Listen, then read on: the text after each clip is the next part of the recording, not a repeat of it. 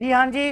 नमस्कार साथियों, मैं अनुमान किसान आरजे स्टडी पॉइंट पर आप सभी साथियों का हार्दिक स्वागत करता हूं, अभिनंदन करता हूं। सभी साथियों को राधे राधे, सभी साथियों को राम राम, सभी साथियों को जय श्री कृष्णा। साथियों, बिल्कुल लक्षिता सुमन जी, गुड इवनिंग बहन, गुड इवनिंग। स्वामी जी, आपको भी राम राम, सभी साथियों को राम राम। एक बार जुड़ जाइए, पुनः हमारी क्लास शुरू हो रही है, भौतिक प्रदेश का पार्ट सेकंड। साथियों, मैं आप लोगों को दो तीन बातें बता दूं, आप केवल और केवल एक बार क्लास देखते जाओ। मैं जिस तरीके से करवा रहा हूं उस पैटर्न को फॉलो करो। यदि पूरा टॉपिक पूरा टॉपिक होने के बाद में और आप टेस्ट देने के बाद में आपको लगे ना कि कोई चीज ऐसी रह गई, तो साथियों बात करना। पहले एक बार पूरी क्लास देखो, उसके बाद में क्या करो, टेस्ट दो। साथियों, टेस्ट की मैं एक बात बताता हूं। भैया, आपके टेस्ट में क्या खास बात है कि हम क्यों दें आपका टेस्ट जीके का? सुनो साथियों, जीके में दुनिया की कोई एक किताब ऐसी नहीं है जिसमें गलती नहीं हो। और मैं बात करूं ना भूगोल की, साथियों भूगोल में तो हर किताब में गलतियां हैं, चाहे वो सामाजिक विज्ञान की हो, चाहे राजस्थान अध्ययन की हो, चाहे किसी भी बड़े से बड़े टीचर की हो। और हम रहे साइंस मैथ के स्टूडेंट, हमें पता कैसे पड़ेगा कि कौन सी लाइन सही है और कौन सी लाइन गलत है। जीके में साथियों सबसे पहले मैं टेस्ट में क्या दे रहा हूं भैया, आए हुए पर्सन। और भैया आए हुए पर्सन तो हम खुद ही कर लेंगे। अरे आप लोग कितना कर लोगे ना, वो तो मुझे भी पता है, आपको भी पता है, लेकिन आप करो ना। साथियों, मेरा उद्देश्य क्या है, ये थोड़ी है कि मैं आपको टेस्ट दूं और फिर मैं आपको भ्रमित करूं। नहीं, क्या आप आए हुए पर्सन को पढ़ो खुद और फिर टेस्ट दो। और मैं तो क्लास वाइज जो पर्सन जहां पर उसकी अहमियत है ना, वहां पर उस पर्सन को दे रहा हूं। इसी के लिए साथियों ये चीज इसलिए बता रहा हूं, आपको बता दूं कि साथियों टेस्ट सीरीज में आज तीसरा टेस्ट अभी अभी अपलोड हो चुका है। पहला टेस्ट नक्शा और जिले का हुआ था, जिसमें साथियों 23% थे। आपको बता दूं ये टेस्ट सीरीज साथियों फ्री है। पता है कमी यहां पर रह गई कि भैया आप फ्री दे रहे हो। पता है कमी यहां पर रह गई कि भैया आप फ्री दे रहे हो। इसका भी मैंने इलाज किया है, क्योंकि साथियों मुझे केवल और केवल आप लोगों में से 50 स्टूडेंट भी होंगे ना, मैं पढ़ाऊंगा। पहले मेरे ये था कि स्टूडेंट नहीं होंगे तो मैं नहीं पढ़ाऊंगा, मैं पढ़ाऊंगा साथियों और उनको साथ लेके चलूंगा। क्योंकि टेस्ट सीरीज मैं 2 राउंड में लूंगा, पढ़ाऊंगा भी 2 राउंड में। पहले राउंड में वो पर्सन जो आए हुए हैं, आप देखना टेस्ट सीरीज फ्री है और नेगेटिव मार्किंग है भैया 1/2 अंक की।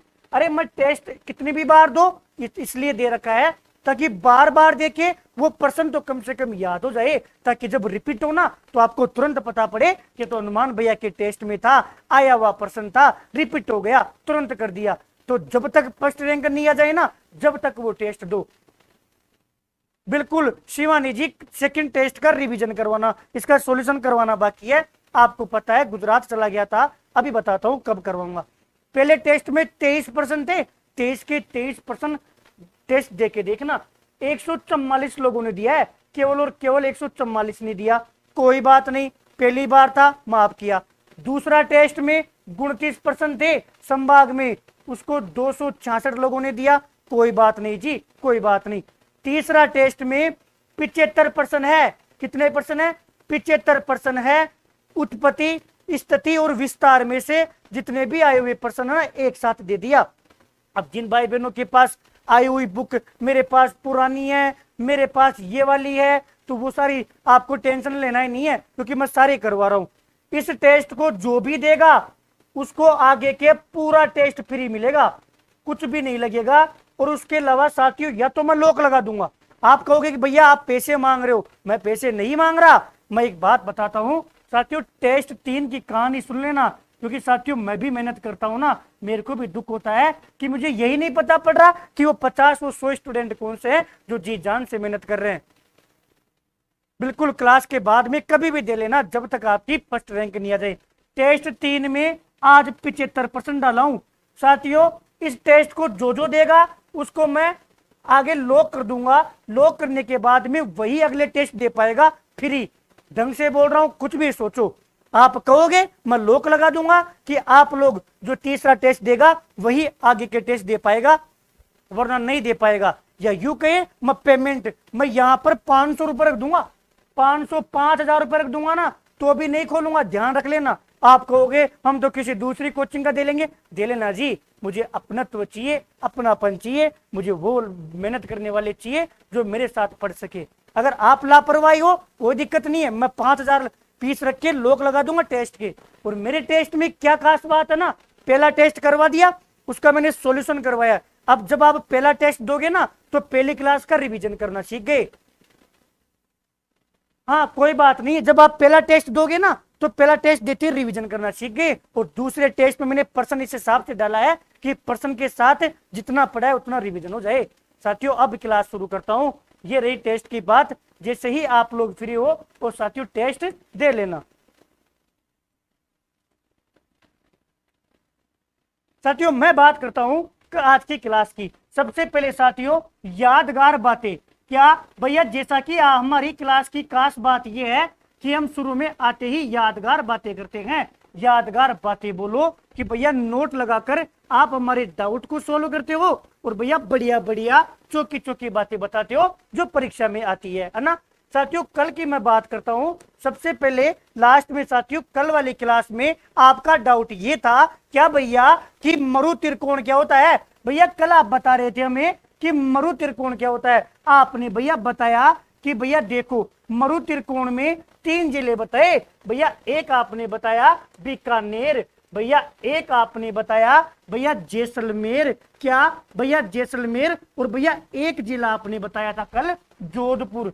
भैया ये तो आपने बताया कि ये मरु त्रिकोण में आता है, लेकिन भैया सुनो आप गलत पढ़ा रहे थे। हमारे दिमाग में एक बात आई कि भैया हमने तो ये भी पढ़ा है कि बाड़मेर का भी कुछ ना कुछ लेना देना होता है इसमें। लेकिन ध्यान रखना भैया भी सही है, आप भी सही हो। साथियों नोट्स मरु त्रिकोण पूछे ना तो 3 जिले आएंगे, एक तो बीकानेर, एक जैसलमेर और साथियों एक जोधपुर। लेकिन भैया बाड़मेर की इस बाड़मेर की क्या कहानी है। कल हमारी रीना बहन बोल रही थी कि भैया बाड़मेर भी आता है। आपने कमेंट कर रखा था भैया बाड़मेर भी आता है, तो आप सही हो जी, बिल्कुल बाड़मेर भी आता है। लेकिन जब मरु त्रिकोण में क्या जावे भैया बाड़मेर आ जाए। ध्यान देना एक एक शब्द को भूगोल को पॉइंट टू पॉइंट याद कर रहे हैं। देखो भैया मरु त्रिकोण तो हमें पता है, मैंने तो बाड़मेर भी पढ़ा है। पूजा गुजर जी सुनो जी, रीना जी भी आप भी सुनो। देखो रही बात मरु त्रिकोण, यदि परीक्षा में पूछे ना कि मरु त्रिकोण में कितने जिले आते हैं तब तो 3 ही जिले आते हैं, एक बीकानेर, एक जैसलमेर, एक जोधपुर। लेकिन देखो मरु त्रिकोण पर्यटक परिपथ बोले या सर्किट बोले, जब परिपथ बोले सर्किट बोले ना तो फिर भैया ये जो मरु त्रिकोण था ना आप किस मरु त्रिकोण में एक जिला और जोड़ दो, कौन सा बाड़मेर। अब बताओ दोनों बातें अलग अलग है, देखने में एक जैसी लग रही है लेकिन रात दिन का फर्क है। क्या बोलेगा रीना जी सुनना, पूछेगा मरु त्रिकोण, अरे त्रिकोण है तो 3 ही आएंगे बीकानेर जैसलमेर जोधपुर। लेकिन ध्यान रखना यदि परिपथ बोले और सर्किट बोले ना फिर हमारा बाड़मेर भी आ जाएगा। मोनी राजपूत जी बिल्कुल जोधपुर तो मैं बोल रहा हूं, वो 3 तो उसमें भी और 3 इसमें भी, केवल बाड़मेर की कहानी थी। कल की क्लास लिया होगा ये बात ढंग से समझ पाए होंगे। और ये बात समझ में आ गई ना तो 2 लिखकर कमेंट कर दो। आगे बढ़ रहा हूं इसकी स्थापना सर्किट की। हाँ जी सुनो पूजा गुजर जी, जब सारे सर्किट पढ़ाऊंगा ना तब मैं एक साथ करवा दूंगा। अभी केवल मैं मरुस्थल पढ़ा रहा हूं ना, दिमाग में मरुस्थल ध्यान रखो। हम भौतिक प्रदेश पढ़ रहे हैं, भौतिक प्रदेश में पहला भाग मरुस्थल है वो पढ़ो। जब मैं आपको सारे सर्किट 4-5 हो जाएंगे ना तब मैं एक साथ करवा दूंगा ना। हाँ अभी क्या काम आया, देखो भैया मरु त्रिकोण समझ में आ गया था और ये सर्किट वाली बात भी समझ में आ गई कि बाड़मेर का क्या लेना देना है, सर्किट वाला लेना देना है। और सुनो जब भैया यादगार बातें कर रहे हो तो आज की तीसरी यादगार बात सुनो।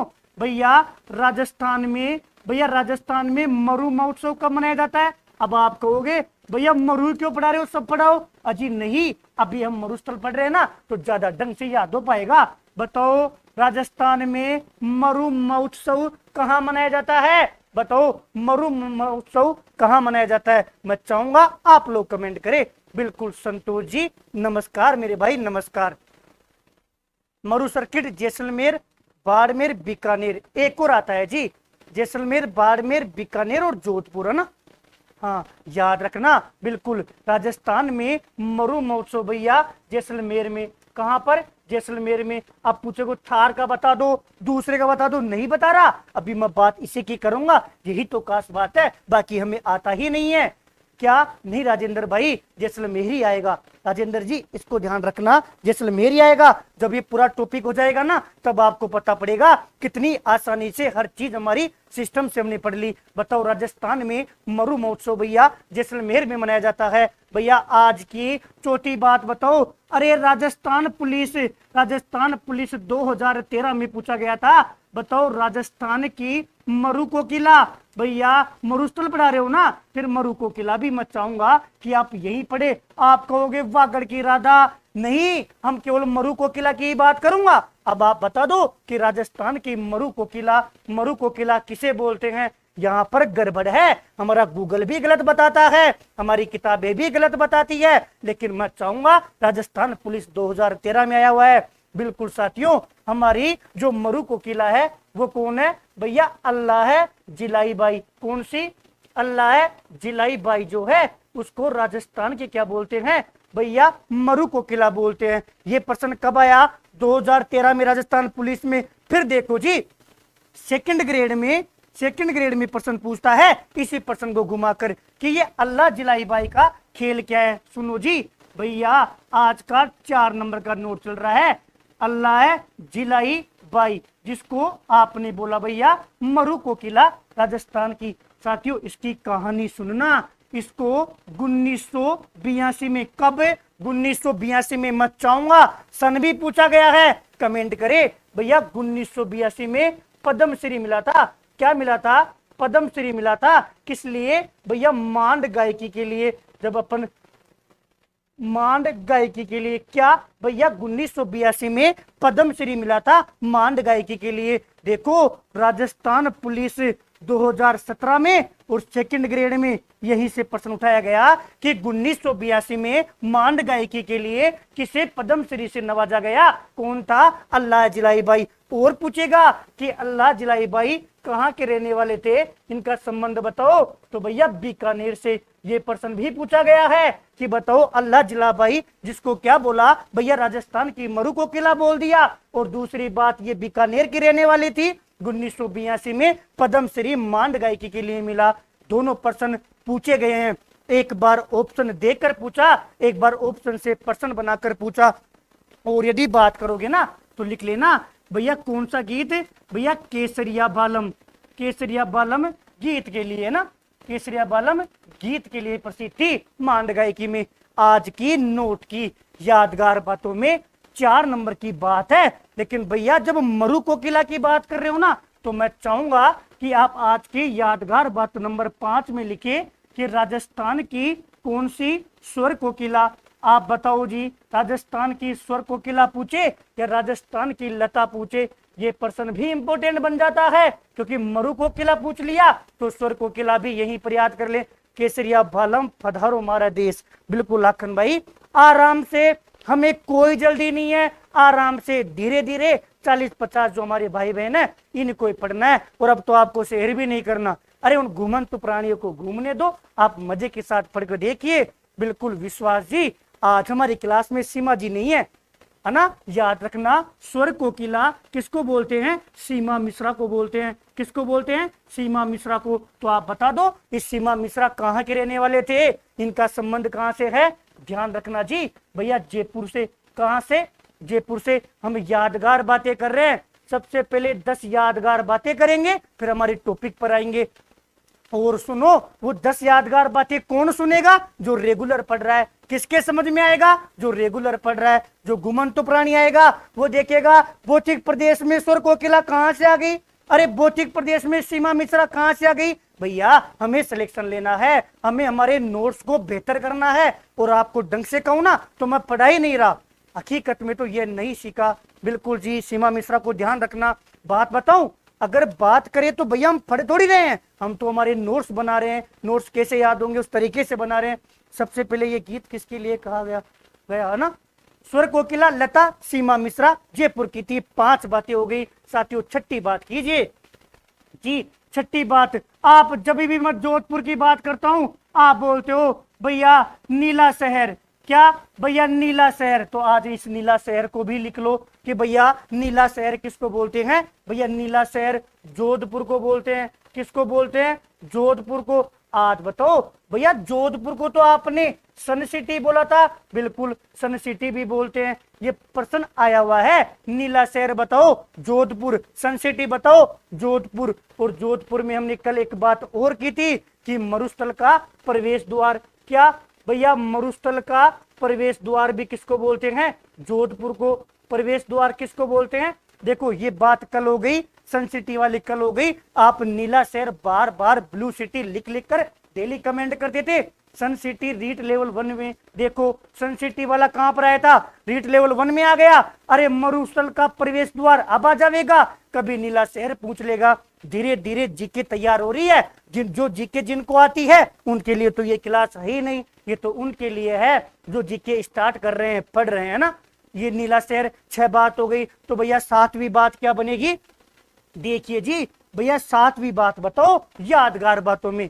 साथियों जो हमारा थार का जो मरुस्थल है, एक बार सेकंड ग्रेड में पूछा गया था कि भाई जो थार का मरुस्थल होता है वो अफ्रीका का जो सहारा मरुस्थल है ना, अफ्रीका का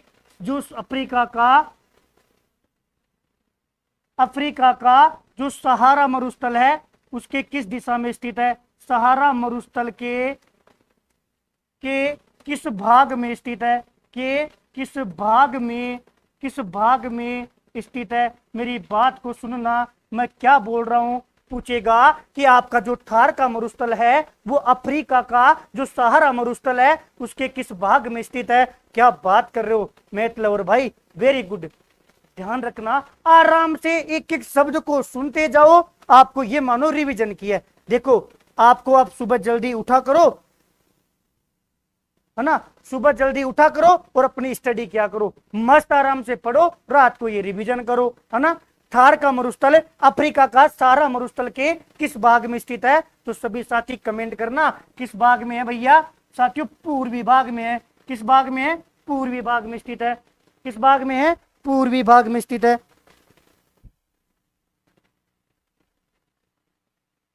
पूर्वी भाग में स्थित है ना, ये वाली बात। 7 यादगार बातें हो गई साथियों। 7 यादगार बातों के बाद में भैया आगे बताओ, आगे सुनना जी साथियों।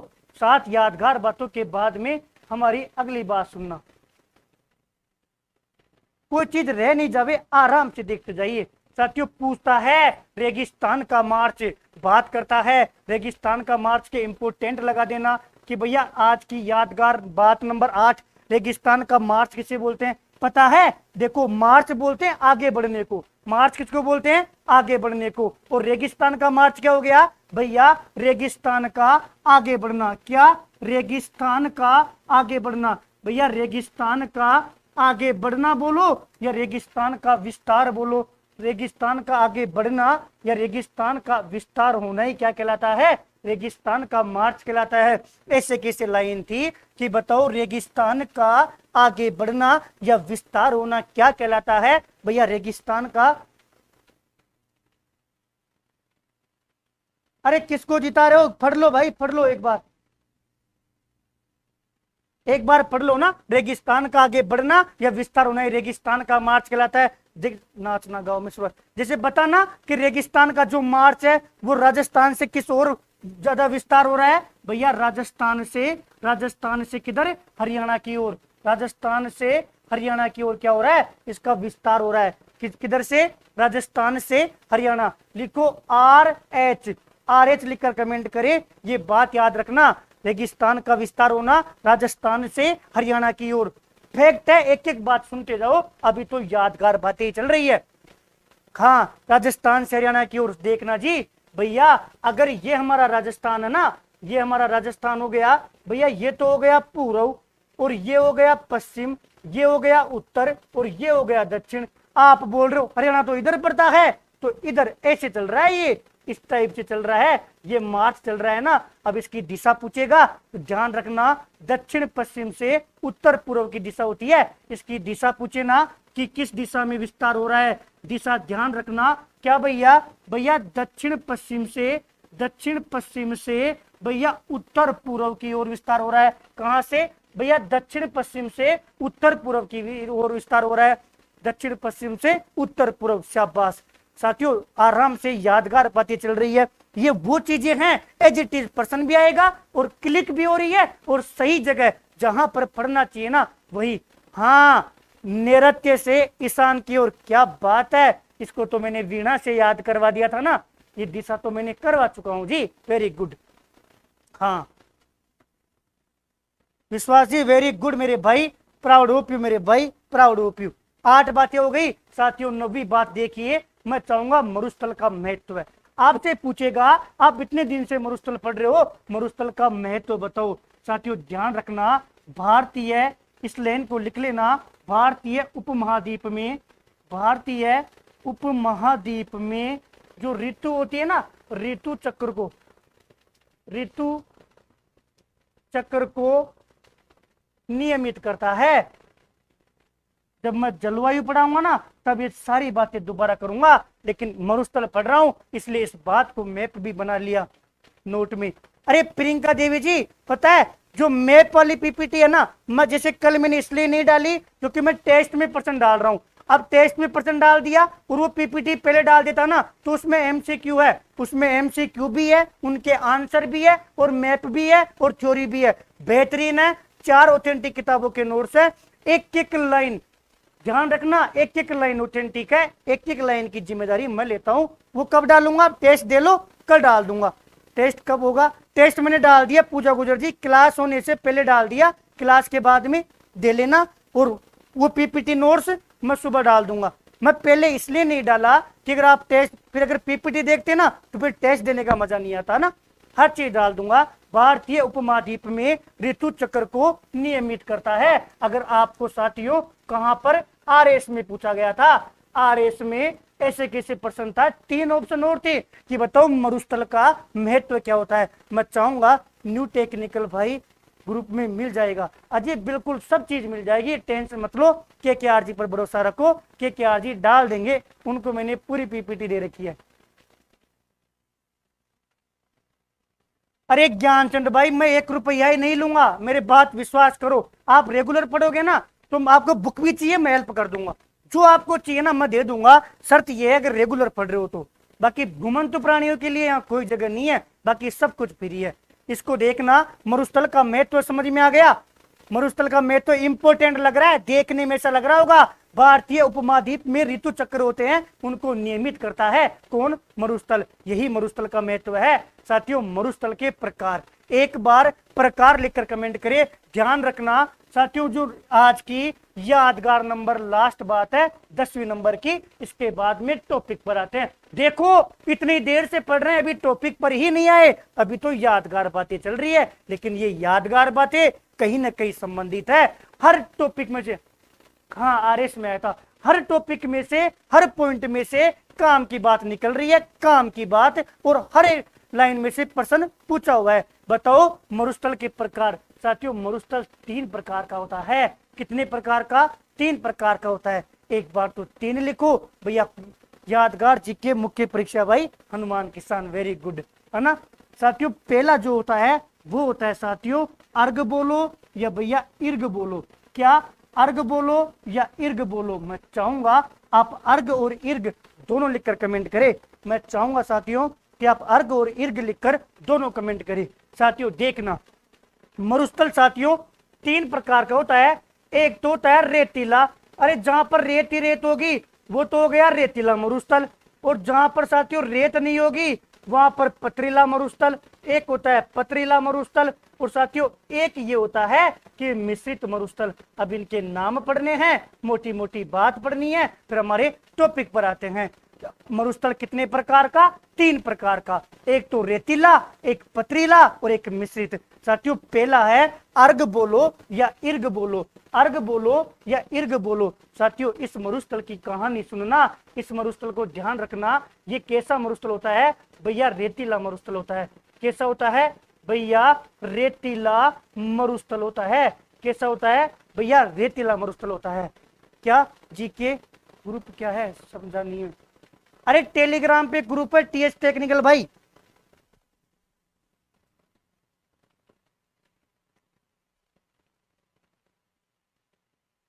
क्या टेलीग्राम पे ग्रुप है ना भैया, हमने तो दी ही पढ़ा। अरे प्रिंस वैष्णव जी बताना, एक रेतीला, एक पथरीला और एक मिश्रित, 3 हो गए। आज पढ़ लो, सारा ऑथेंटिक पढ़ा रहा हूं, टेंशन ना लो, पूछ पूछ के रुक रुक कर रुक जाओ। अरे पीडीएफ वालों क्लास देख लो, पीडीएफ तो मैं आपको 10 किताबें डाल दूंगा, क्या करोगे रे।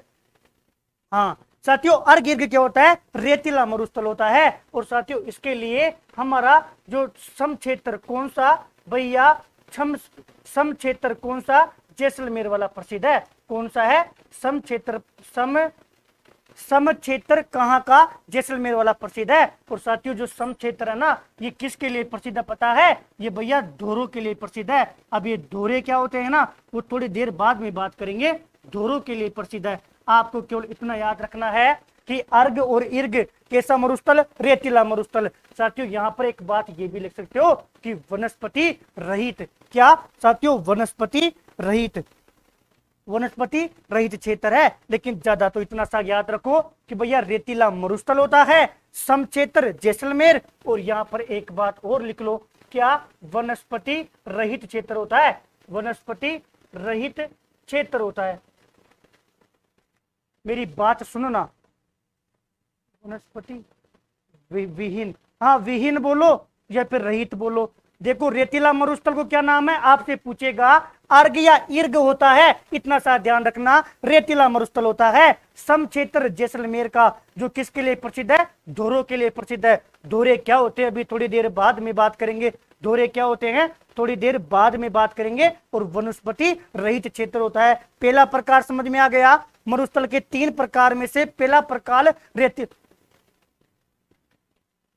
कोई बात नहीं, मरुस्थल के प्रकार 3 होते हैं, उनमें से पहला कौन सा, अर्घ बोलो, ईर्घ बोलो, रेतीला मरुस्थल। साथियों 2 लिखकर कमेंट करें और ध्यान देना, क्या लगा लो, इंपोर्टेंट लगा लो, इंपोर्टेंट लगाकर सुनना। दूसरे को बोलते हैं भैया हमादा, क्या बोलते हैं भैया, हमादा बोलते हैं। मतलब हमादा कैसा मरुस्थल होगा भैया, समझाओ साथियों, पथरीला मरुस्थल। कौन सा भैया, पथरीला मरुस्थल होता है। अब मेरे को बताना साथियों, जहां पर पथरीला मरुस्थल होगा, जहां पर रेत ही नहीं होगी, क्या रेत के टीले बनेंगे। मैं बात करता हूं, रेत के टीलों को बोलते हैं बालू का स्तूप। आप केवल इतना बताना कि पथरीला मरुस्थल में जब रेत ही नहीं है तो रेत का टीला बनेगा, नहीं बनेगा। तो मैं बोल सकता हूं रेत का टीला बोलो या साथियों बालू का स्तूप बोलो, जिसकी मैं चर्चा थोड़ी देर बाद में करूंगा कि बालू का स्तूप मुक्त क्षेत्र। मुक्त का मतलब ये होता है कि यहाँ पर रेत के टीले नहीं बनते। कहां पर, हमादा में। साथियों हमादा मरुस्थल का एक प्रकार है। कैसा मरुस्थल, पथरीला मरुस्थल। पूछेगा मरुस्थल 3 प्रकार का होता है। यदि रेतीला मरुस्थल बोले तो अर्घ बोलेंगे, ईर्घ बोलेंगे, जबकि पथरीला मरुस्थल होगा तो उसको हमादा बोलेंगे, बालू का स्तूप मुक्त क्षेत्र होता है। अब मेरी बात सुनना, क्या भैया हमादा, यहां पर हमादा की बात कर रहा हूं, अलग से बात कर रहा हूं साथियों, सुनना जी। ये मैं बात कर रहा हूं भैया, एक तो जगह पड़ती है फलोदी जोधपुर। देखो हमादा कौन कौन से जिले में पड़ता है, ढंग से ध्यान रखना, हो सके तो कमेंट करना, ढंग से ध्यान रखना। हाँ ढंग से ध्यान रखना, एक एक बात सुनना। अरे रुक जा, 41.5 भाई रुक जा। फलोदी जगह पड़ती है भैया जोधपुर में। तो बताओ हमादा एक तो पाया जाता है जोधपुर में, एक साथियों कहां पर, हमारे जैसलमेर में, एक हमारे कहां पर भैया, जैसलमेर में, एक भैया जैसलमेर में। पूछेगा जैसलमेर में कौन कौन सी जगह, तो साथियों प्रमुख रूप से तो पोखरण, क्या प्रमुख रूप से तो पोखरण, और जोधपुर का फलोदी, और नीचे साथियों एक ध्यान रखना बालोतरा, क्या बालोतरा, बाड़मेर में जगह पड़ती है। कौन सी, देखो हमें जिले पूछेगा ना तो अच्छी बात है, जिले तो हमें पता है। बालोतरा में कौन सी, बाड़मेर। साथियों ये जो जगह होती है ना, बाड़मेर, जोधपुर और जैसलमेर, ये जगह क्या होती है भैया, हमादा होती है। इसी को क्या बोलते हैं भैया, पथरीला मरुस्थल बोलते हैं। और ये ज्यादा काम का हो जाता है। और ढंग की बात बताऊं, क्या भैया जैसलमेर में एक पोखरण ही आता है, नहीं जी साथियों। आपको पता है जैसे कांग्रेस बीजेपी होती है ना, उसी प्रकार एक पार्टी होती है आरएलपी, हनुमान बेनीवाल वाली है ना, उसको याद रखना कि भैया R4 तो याद किया, क्या भैया रामगढ़, क्या याद किया, रामगढ़। भैया एल पोल याद किया, लोधरवा, क्या, लोधरवा। और भैया जगह नहीं है ना, नीचे करवा देता हूं, इधर याद रख लेना RLP। पी से तो याद किया भैया पोखरण, एल से याद किया भैया लोधरवा, और भैया आर से याद किया रामगढ़। साथियों जैसलमेर के 3 जिले या RS लेवल का हो गया, इससे डीप है ही नहीं। हमें तो जिले भी याद हो गया ना, हमारा काम याद हो गया। पूछेगा कि मरुस्थल का जो तीसरा प्रकार की बात कर रहे हो, और आपके नोट्स में ऐसे की ऐसे है कि भैया जैसलमेर में कोई अगर जिले की बात करेगा ना तो जैसलमेर, बाड़मेर और जोधपुर के क्षेत्र को हम आधा बोल दिया, लेकिन लोधरवा की मूमल बिल्कुल रुक जा भाई। जोधपुर, बाड़मेर और जैसलमेर की बात करेगा तो 3 जिले हो गए। बाकी पर्टिकुलर की बात करेगा तो जोधपुर में फलोदी, बाड़मेर में बालोतरा, और साथियों जैसलमेर में एक तो पोखरण हो गया, एक लोधरवा हो गया, एक रामगढ़ हो गया। मैं चाहूंगा आप RLP लिखकर कमेंट करें। जब कभी हार्ड प्रश्न देगा, अधीनस्थ बोर्ड डीप जाएगा, इससे ज्यादा डीप नहीं है। और बात करूं इस हमादा की मैं 1-2 बातें और कर रहा हूं, आप RLP लिखकर कमेंट करें। सभी साथी RLP लिखकर कमेंट करें, मैं इस हमादा की 1-2 बातें और कर रहा हूं जी। हाँ सुन लो जी भैया, ये जो हमारा मरुस्थल का दूसरा प्रकार था ना हमादा, इसकी बातें सुनो ना। क्या भैया देखो, यह हमादा पर सर्वाधिक सौर ऊर्जा की संभावना बताई जाती, सौर ऊर्जा की संभावना है। पूछेगा कि सौर ऊर्जा की सबसे ज्यादा संभावना कहां पर है, पथरीला मरुस्थल में। कहां पर है, जोधपुर में। कहां पर है, अजीब बाड़मेर में। कहां पर है, अरे भैया कहां पर है, फलोदी, जोधपुर, बालोतरा, बाड़मेर, और भैया RLP जैसलमेर। यहां पर सर्वाधिक सौर ऊर्जा की संभावना है। ध्यान दे लेना, सर्वाधिक सौर ऊर्जा की संभावना इंपोर्टेंट लगा देना, हमारे सिलेबस में ऊर्जा का टॉपिक है, वहां पर भी बात करूंगा। सौर ऊर्जा की संभावना कहां पर है, इस हमादा मरुस्थल में क्या है, सौर ऊर्जा की संभावना है। और मेरी बात सुन लो, और इसीलिए यहां पर किसकी स्थापना की गई है, भैया सेज की। इसको क्या पढ़ेंगे, सेज। भैया सेज, क्या, सेज की स्थापना की गई है। पूछेगा कि सेज की स्थापना कहां पर की गई है, याद रखना हमादा मरुस्थल में। याद रखना साथियों, सेज, बिल्कुल सेज लिखकर कमेंट करे। भैया इस सेज की फुल फॉर्म क्या है, सुनना जी। सेज की फुल फॉर्म है भैया सौर एनर्जी एंटरप्राइजेज भैया जोन। क्या, सौर एनर्जी एंटरप्राइजेज जोन। इतनी सी बात याद रखना कि सेज की स्थापना कहां की गई है, भैया हमादा में। कहां पर, हमादा में। आपको पता है आप पढ़ ही नहीं पाओगे, कब पढ़ोगे चीज को, ये जो रह गई। अब मरुस्थल जैसे ही दिमाग में आएगा ना, पूरा मरुस्थल यही पढ़ लेते हैं। अरे टाइम लग जाएगा, लेकिन नोट्स तो ढंग से बनेंगे। जब पढ़ेंगे तो सारी चीजें एक साथ तो होगी।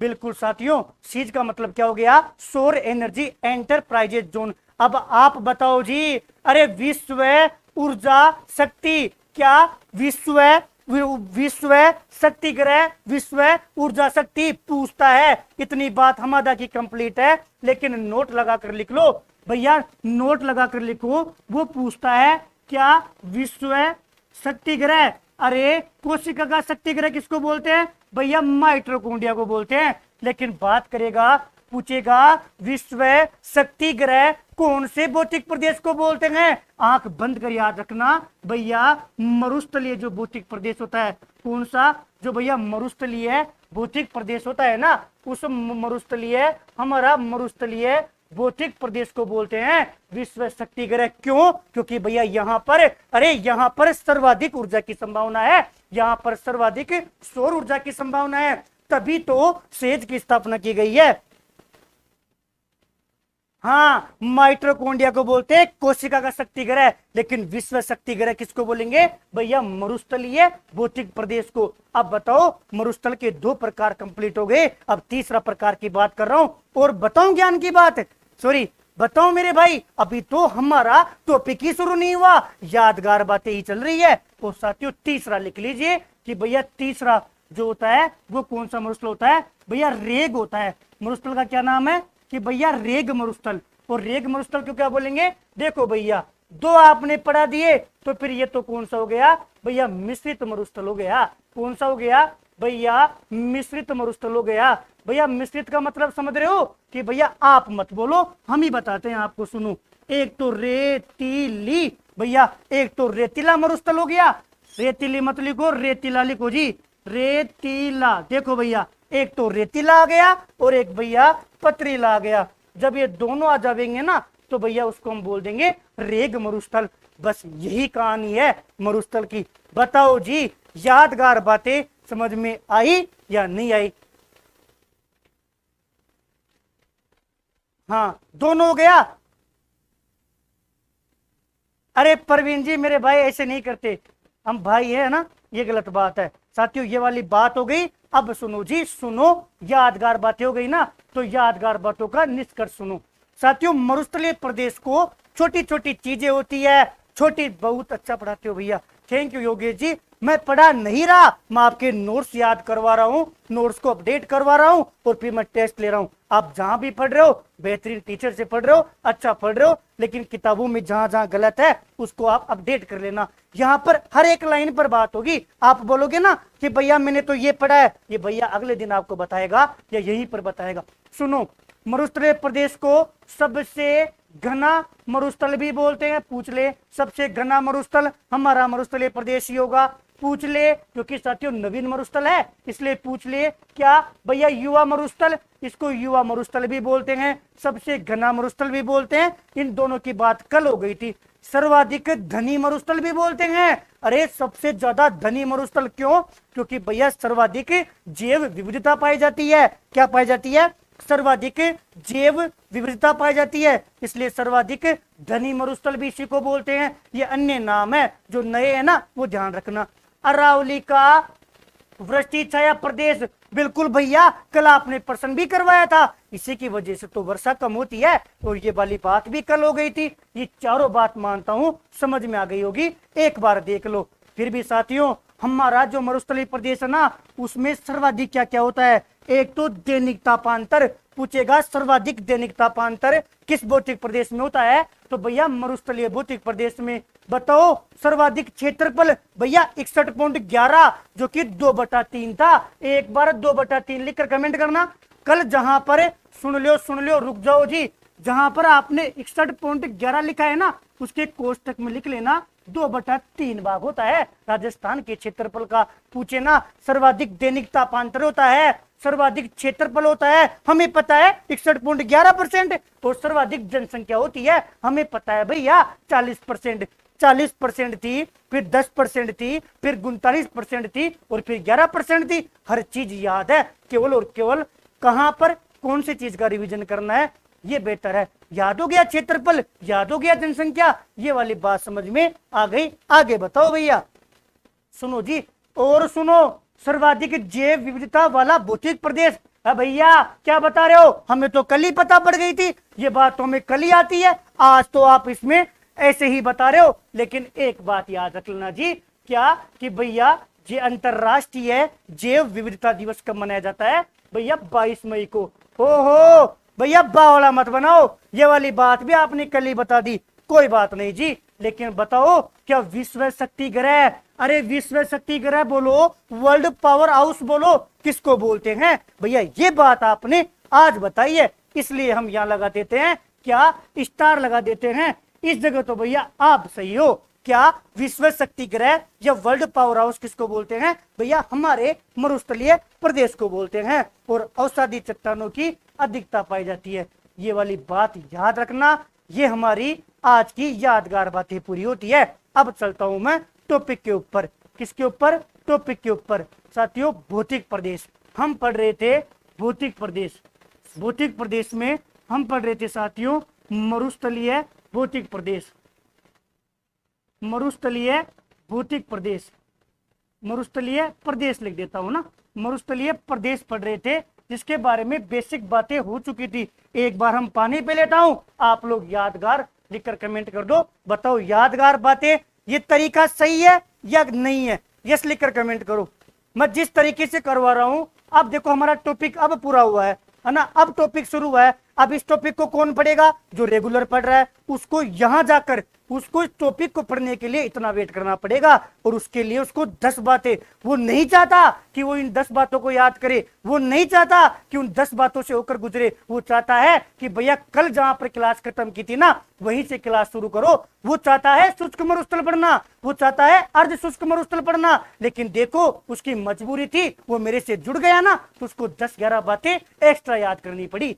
क्यों? क्योंकि वो नहीं चाहता, लेकिन मजबूरी है, क्योंकि यहां से पढ़ना चाहता है। क्या पता कब टॉपिक शुरू हो जाए। अब यादगार बातें वाली सीन हर क्लास में चलेगी ना।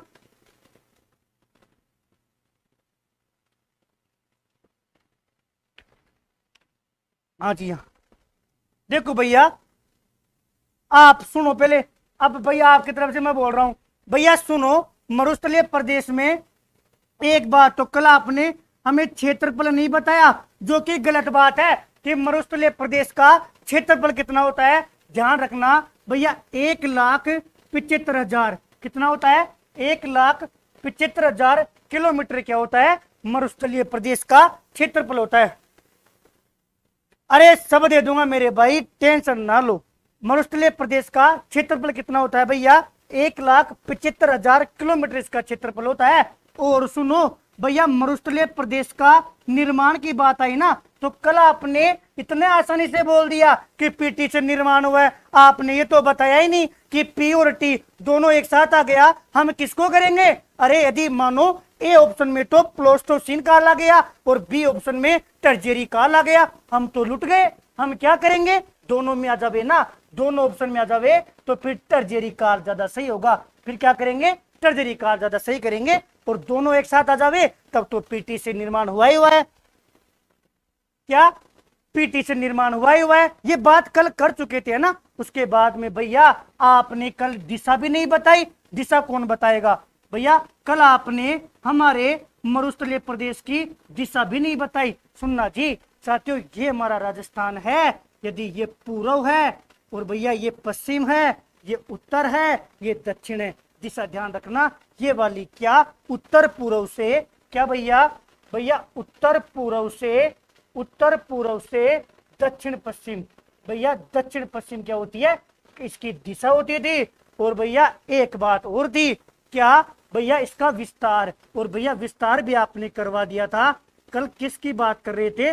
विस्तार में आपने बताया 640 किलोमीटर इसकी लंबाई होती है भैया, 300 किलोमीटर इसकी चौड़ाई होती है, जबकि 200 से 300 मीटर क्या होती है भैया? इसकी ऊंचाई होती है। इतनी बात कल आपने बता दी मरुस्थलीय प्रदेश के बारे में। हाँ कमेंट देख लो। हाँ बताओ क्या कमेंट कर रहे हो? हाँ हाँ हाँ,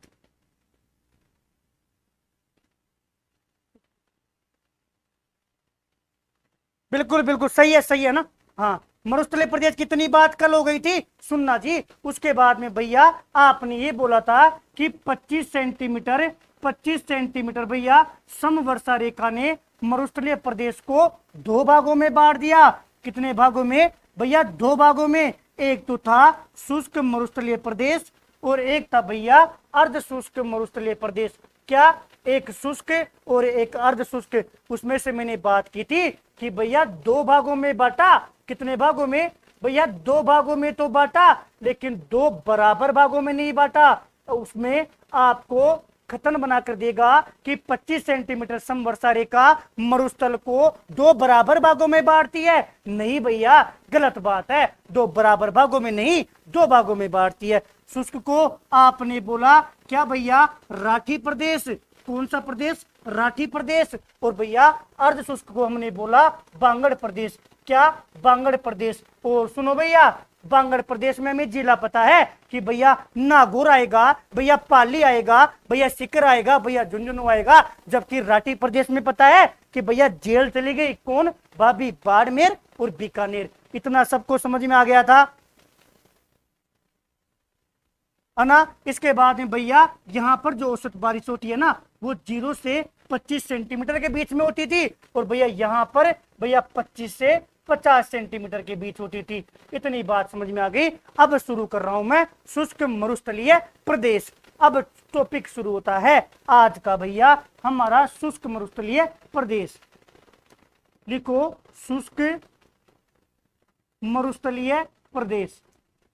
हमें दो चीज पढ़नी है कि भैया शुष्क और अर्ध शुष्क जैसे ही पढ़ लेंगे ना तो हमारा एक भौतिक प्रदेश पूरा हो जाएगा, है ना। शुष्क मरुस्थलीय प्रदेश, सुनना जी सुनना। देखो भैया, सबसे पहले तो शुष्क मरुस्थलीय प्रदेश के क्षेत्रफल की मैं बात करूं ना, इसका क्षेत्रफल कितना होता है? देखो भैया 75,000 किलोमीटर होता है। इसका क्षेत्रफल कितना होता है? 75,000 किलोमीटर होता है। और भैया औसत वर्षा के लिए पूछे तो क्या, औसत वर्षा के लिए पूछे ना तो भैया औसत वर्षा जो होती है वो 0 से 25 सेंटीमीटर होती है। दो बात तो ये हो गई, लेकिन पता है आप लोगों को वो जिले पूछता है। क्या पूछता है कि बताओ शुष्क मरुस्थलीय प्रदेश में जिले कितने आते हैं? बताओ जिलों की संख्या बताओ, किसमें जिले कितने आते हैं? साथियों ध्यान रखना, इसमें जिले कितने आते हैं? 4 आते हैं। अगर पूछे ना कि शुष्क मरुस्थलीय प्रदेश में कितने जिले आते हैं? 4 जिले। ये प्रश्न इंपोर्टेंट भी है और काम का भी है कि कितने जिले आते हैं? 4। भैया अभी तो आप बोल रहे थे कि ये राठी प्रदेश में आता है, जबकि राठी प्रदेश में तो हमें पता है कि भाभी कहाँ गई? जेल में गई ना। तो भैया आपने याद करवाया था, एक तो जैसलमेर और एक बाड़मेर और भैया एक बीकानेर, हमने तो यही पढ़ा था। फिर भैया कौन सा आ गया? आप इधर बोल रहे हो 4 जिले, 4 लिखकर कमेंट करना। हाँ सुनना जी, 4 जिले, 3 जिले तो वो आ गए और मैं ढंग से बोलू ना तो भैया वो जे बी और जे, देखो जयपुर भैया, जैसलमेर, बाड़मेर, बीकानेर और एक जिला कौन सा आ गया? जोधपुर। याद रखना, आज हमें पता होना चाहिए कि भैया कौन से कितने जिले आते हैं? 4 जिले आते हैं। कौन कौन से? ये चारों जिले, ये 4 जिले शुष्क मरुस्थलीय प्रदेश में आते हैं। और इन चारों जिले की एक इंपॉर्टेंट बात बता रहा हूं जिसको दिमाग में फिट बैठा लेना। अरे ज्ञानचंद भाई दे दूंगा, जैसलमेर, बाड़मेर, बीकानेर, जोधपुर। सुन लो मेरी बात, फालतू बातें मत करो, क्लास पर ध्यान दो ना भैया। जोधपुर, जैसलमेर, बाड़मेर, बीकानेर, लेकिन इन 4 जिलों की कहानी सुनो ना भैया। ये जो जोधपुर है ना, ये आधा शुष्क में आता है, आधा अर्ध शुष्क में आता है। और जो बाड़मेर है ना, ये भी शुष्क में भी आता है और अर्ध शुष्क में भी आता है। और ये बीकानेर, ये भी शुष्क में भी आता है और अर्ध शुष्क में भी आता है। केवल और केवल एक जैसलमेर है। इसलिए साथियों क्या, हाथी लगाकर लिख लेना। हाथी जितना इंपोर्टेंट है ना उतना ही इंपोर्टेंट ये बात है। कौन सी? कि भैया पूर्णतः, कि पूछेगा पूर्णतः शुष्क मरुस्थलीय जिला, पूर्णतः शुष्क मरुस्थलीय जिला कौन सा है? और इसका आंसर आज जैसलमेर हो जाता है। कौन सा भैया? जैसलमेर इसका आंसर हो जाता है। ध्यान रखना, बाकी 4 जिलों में एक तो प्रश्न ये पूछेगा, निम्न में से शुष्क मरुस्थलीय प्रदेश में कौन सा जिला शामिल है और कौन सा जिला शामिल नहीं है। अगर ऐसे पूछे तो 4 जिले शामिल है। कौन कौन से? जे बी जैसे याद कर लिया। उनमें भी एक प्रॉब्लम है कि जो जैसलमेर है ना, वो जैसलमेर तो भैया पूर्णतः शुष्क मरुस्थल में आता है, पूर्णतः शुष्क मरुस्थलीय जिला आता है। बाकी तीनों तो मांगते हैं, एक आधा इधर आधा उधर, आधा इधर आधा उधर। इंपोर्टेंट बात है, पूर्णतः शुष्क मरुस्थलीय जिला जैसलमेर होता है। इतनी बात समझ में आ गई ना? आगे बढ़ रहा हूं जी। भैया सुनो, आप आज बात कर रहे हो ना शुष्क मरुस्थलीय प्रदेश की। अरे ये जो शुष्क मरुस्थलीय प्रदेश है ना भैया, शुष्क मरुस्थलीय प्रदेश, इसको भी 2 भागों में बांटते हैं भैया। इसको भी कितने भागों में? इसको 2 भागों में बांट कर पढ़ते हैं भैया। और दोनों भाग आपको मैं बता दूं किस पर भैया? जो पवन होती है ना, पवन की दिशा के आधार पर। किसके आधार पर भैया? जो पवन होती है, पवन की दिशा के आधार पर बांटा जाता है। और इसको भी 2 भागों में बांटा गया भैया। एक तो सुनो, जो यदि रेत के टीले बनेंगे, यदि रेत के टीले बनेंगे एक तो वो वाले, और जहां पर रेत के टीले नहीं बनेंगे एक वो वाले। याद रखना, रेत के टीलों को बोलते हैं क्या? बालू का स्तूप। क्या बोलते हैं भैया? एक तो सुनो, बालू का स्तूप। मुक्त का मतलब यह है कि जहां पर रेत के टीले नहीं बनेंगे वो वाला क्षेत्र। और एक भैया बालू का स्तूप। क्या? बालू का स्तूप युक्त क्षेत्र। भैया युक्त का मतलब क्या है? जहां पर रेत के टीले बनेंगे। अब सुनना, अधीनस्थ भाई बहुत युक्त और बालू का मुक्त। हाँ बिल्कुल राधेश्याम जी, धन्यवाद, है ना। साथियों सुनना मेरी बात, वो यहाँ से पूछता है कि बालू का स्तूप मुक्त क्षेत्र कितना प्रतिशत भाग पर और ये कितना प्रतिशत पे। मैं चाहूंगा आप लोग केवल इतना बताइए 4+1 कितना होता है। 4+1, 4 में 1 जोड़ेंगे तो 6 आएगा या 7, बताओ, कमेंट लिखकर बताओ। 4 में 1 जोड़ेंगे तो 6 आएगा या 7?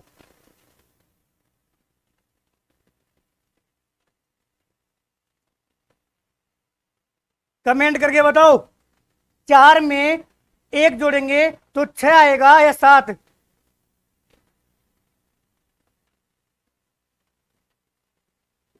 क्या बात है, सबको पता है 5 आएगा। 4 में 1 जोड़ेंगे तो 5 आएगा। तो साथियों ध्यान रखना इस बात को कि 4 में 1 जोड़ेंगे तो 6 आएगा, 7? भैया आप गलत बोल रहे हो, हम बावड़ा नहीं है। तो सुनना, बालू का स्तूप युक्त क्षेत्र 4 में 1 जोड़ेंगे तो कितना आएगा? 5 आएगा।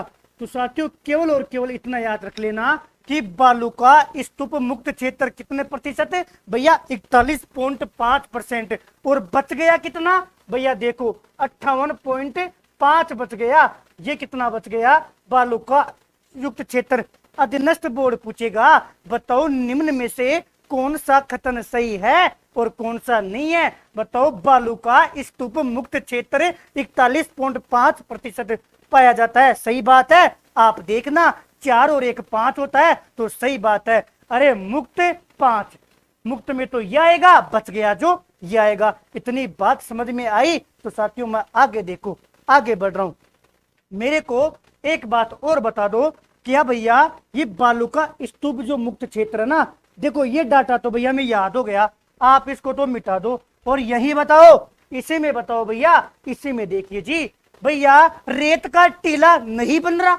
मतलब बालू का स्तूप मुक्त क्षेत्र है तो रेत का टीला कहां नहीं बनेगा भैया? वहां कौन से मरुस्थल में भैया? पथरीले मरुस्थल में। जहां पर पथरीला मरुस्थल होगा ना वहां पर रेत का टीला नहीं बनेगा। अरे जहां पर रेत नहीं होगी वहां पर बालू का स्तूप नहीं बनेगा। जहां पर रेत नहीं होगी वहां पर क्या? बालू का स्तूप नहीं बनेगा। रेत कहां पर नहीं है? पथरीला मरुस्थल में। भैया पथरीला मरुस्थल बोलो या भैया हमादा बोलो, अब बताना। देखो इतनी बात अपने आप समझ में आ गई। कौन सी?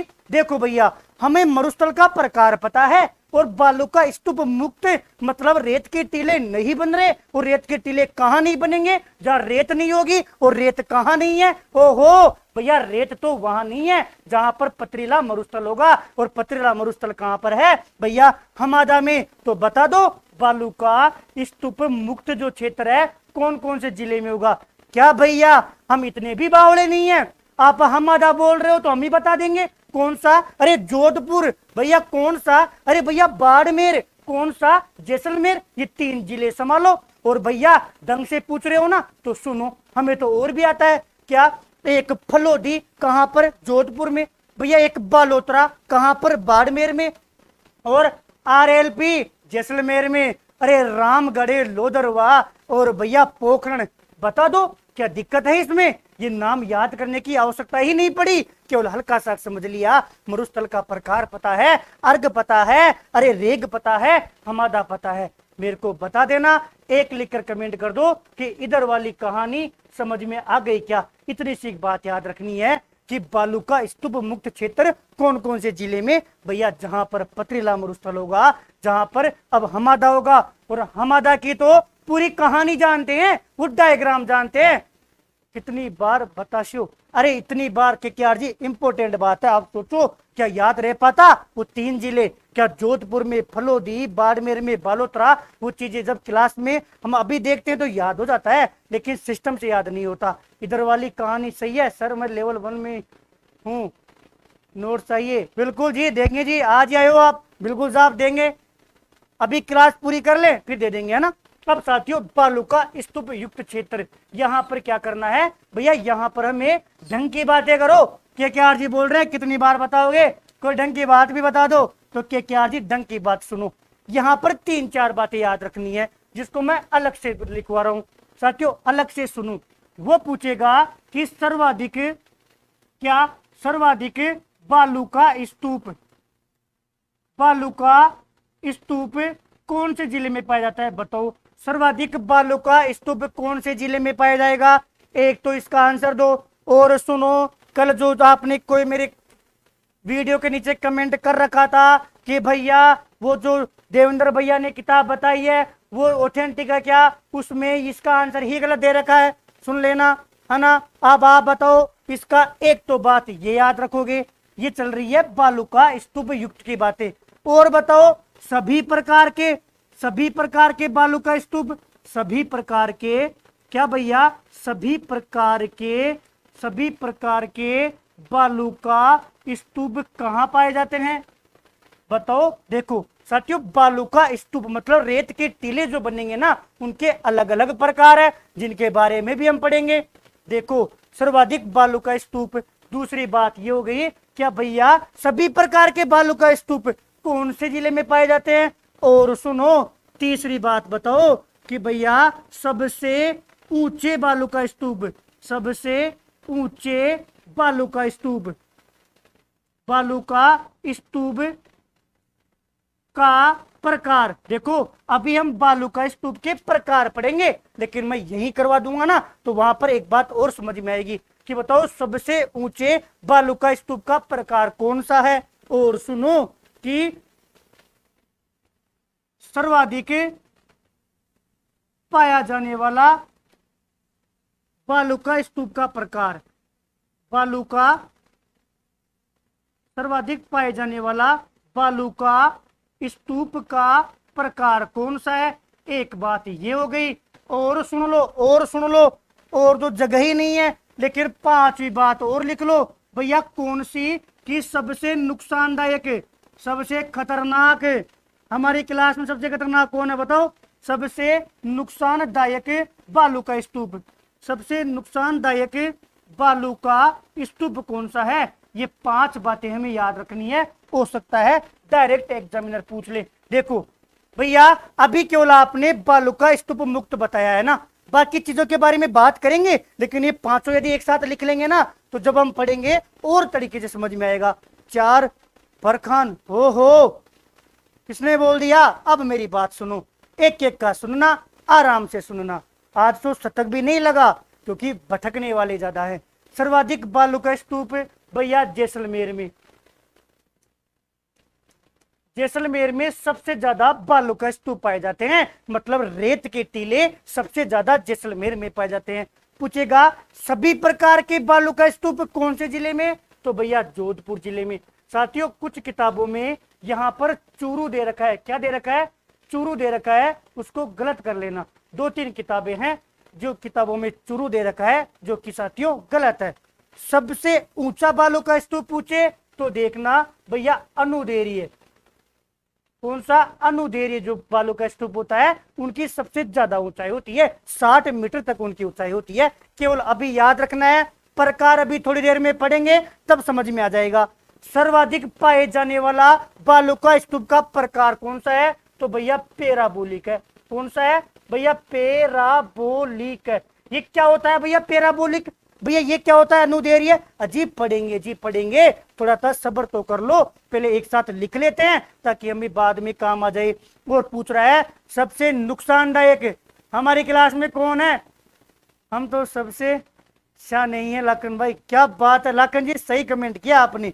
ये हमारी क्लास में सबसे नुकसानदायक है। जिस दिन ये नाराज हो गए उस दिन क्लास में हमारे क्लास अपडेट ही नहीं होगी।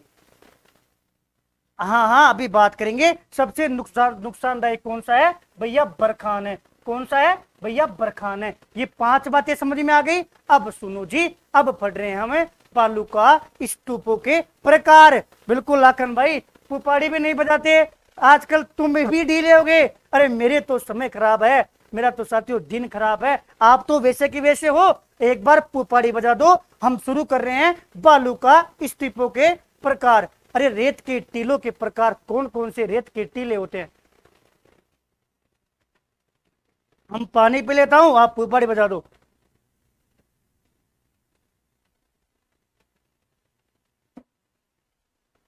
आप सोचो 10 बज रहे हैं, लेकिन हमारे पढ़ने वाले भी फिक्स हैं और आप लोगों के समझ में आता है, घुमंतु प्राणियों के समझ में नहीं आता। अब साथियों मैं शुरू कर रहा हूं। भैया ये जो रेत के टीले है ना, ये जो बालू का क्या भैया, बालू का जो स्तूप है ना, इनके प्रकार बताओ। बालू का स्तूप के प्रकार बताओ भैया, बालू का स्तूप के प्रकार बताओ। और मैं आपको बता दूं क्या, आराम से देखते जाओ, आराम से करते जाओ। सबसे पहला लिखो बरखान। क्या लिखोगे भैया, बरखान। सबसे पहला लिखिए बरखान क्या होता है, और मजे के साथ सुनो ना, यही याद होगा। याद नहीं हुआ फिर क्लास का मतलब ही क्या, शतक तो मत लगाओ, याद कर जाओ बरखान को। साथियों बरखान के लिए एक लाइन खींचो और याद रखना भैया बरखान क्या होता है। सुनो ना जी, देखो बालू का स्तूप, रेत का टीला, अरे ऐसे समझना बिल्कुल देसी भाषा में भैया, पवन आएगी, हवा चलेगी और जो रेत का टीला बनेगा ना, वो जिस आकृति में बन गया, जिस आकृति में बन गया उस आकृति का नाम रख दिया बरखान। हमें तो केवल आकृति ध्यान रखनी है। आपको पूछे कि कोई पवन चलती है और भैया एक टीला बनता है अर्धचंद्राकार, जिसकी आकृति कैसी है, अर्धचंद्राकार है, बताओ वो कौन सा प्रकार होगा, बरखान। बरखान की आकृति कैसी होती है, अर्धचंद्राकार होती है। केवल और केवल हमें इतना ही याद रखना है, क्या, बरखान की। देखो साथियों जब बरखा, देखो इस ऐसे याद रख लेना, बरखा का मतलब क्या हो गया भैया, वर्षा। जब वर्षा आती है ना, वर्षा आती है कब आती है, जब महिलाएं वो व्रत करती है। कौन सा व्रत है, जब भैया चांद को देखते हैं, और चांद उस दिन कैसा दिखता है, केवल आधा दिखता है जी। आधे चांद का संबंध बरखा से है। हम कहते हैं आज तो बारिश का मौसम आ रही है, हमारी बहनें कहती हैं कि आज तो बारिश का मौसम है, आज तो बरखा आ रही है, आज चांद आधा भी नहीं दिखेगा, मतलब बरखान अर्धचंद्राकार होती है। ध्यान रखना कि जब साथियों वो चांद देखकर व्रत खोलने वाला व्रत होता है ना, वो करवा चौथ बोलते हैं, चौथ माता जी का व्रत होता है। जब हम देवियां पढ़ेंगे ना तब मैं बात करूंगा, तब महिलाएं बोलती है कि आज मौसम खराब है, आज बरखा आ रही है, आज बारिश आ रही है, आज वर्षा आ रही है, इसलिए वो चांद है ना, अरे बाप पूरे चांद देखने की बात कर रहे हो, आज तो आधा चांद भी नहीं दिखेगा, चांद भी डरता है। क्या बात कर रहे हो लाखन जी, पिटवाओगे आप। बरखान की कहानी पूरी होगी। कैसी भैया, अर्धचंद्राकार आकृति होती है। कैसी आकृति होती है, अर्धचंद्राकार। तो भैया इसकी आकृति होती है, खतरनाक खतरनाक बातें देखना, सुनना जी। वो पूछेगा कि भैया इसकी लंबाई बताओ, क्या, बरखान की लंबाई बताओ। साथियों एक बार आप लोग कमेंट करो, पूछेगा कि बरखान की ऊंचाई और चौड़ाई पूछेगा। साथियों बरखान की आप ऊंचाई बताओ और बरखान की आप चौड़ाई बताओ। क्या, बरखान की ऊंचाई बताओ और बरखान की चौड़ाई बताओ। साथियों ऊंचाई पूछे ना तो 1 और 2, और साथियों चौड़ाई पूछे ना तो भी भैया 1 और 2। भैया ये क्या सिस्टम है, यहाँ पर भी भैया मीटर आएगा और यहाँ पर भी मीटर आएगा, लेकिन ये 1-2 का क्या सिस्टम है, सुनो ना। यदि ऊंचाई पूछे ना तो भैया 1-1-0, मतलब 10 से 20 मीटर की इसकी ऊंचाई होती है। चौड़ाई पूछे ना तब भैया 2-2-0, 100 से 200 मीटर की क्या होती है, इनकी चौड़ाई होती है। दोनों बातें ध्यान रखना। वो खतन में पूछेगा जी कि बरखान की चौड़ाई होती है 100 से 200 मीटर। क्या बात सही है, अरे भैया सही है, सही। ऊंचाई पूछेगा क्या 10 से 20 मीटर की इसकी ऊंचाई होती है, क्या ये बात सही है, तो ध्यान रखना कि भैया ये बात सही है। और सुनना साथियों, बरखान जो होता है ये गतिशील होता है। अरे गतिशील तीव्र गति से बनता है जी। साथियों गतिशील होगा तो साथियों जो मरुस्थल होगा ना, मैंने एक बात बता रहा हूं कि गतिशील होता है तो साथियों मरुस्थलीकरण भी क्या करता है, सर्वाधिक करता है। मरुस्थलीकरण क्या करेगा, मरुस्थलीकरण क्या करेगा भैया, मरुस्थलीकरण सर्वाधिक करता है। ये बात ध्यान रखना, मरुस्थलीकरण सर्वाधिक करता है। इसलिए प्रश्न पूछा जाता है कि रेगिस्तान का जो मार्च, रेगिस्तान का आगे बढ़ना, रेगिस्तान का विस्तार होना, इसको सर्वाधिक प्रभावित कौन करता है, सर्वाधिक विस्तार कौन करता है, बरखान। आप जो रेगिस्तान का मार्च पढ़ते हो ना, वो किसकी वजह से होता है? सर्वाधिक किसकी वजह से होता है? बरखान की वजह से। बरखान गतिशील होता है, इसलिए मरुस्थलीकरण सर्वाधिक करता है। सुनो, मरुस्थलीकरण सर्वाधिक करेगा ना, इसलिए ये क्या होता है? सबसे ज्यादा नुकसानदायक होता है, सबसे ज्यादा नुकसानदायक होता है। तीन बातें एक्स्ट्रा पता पड़ गई।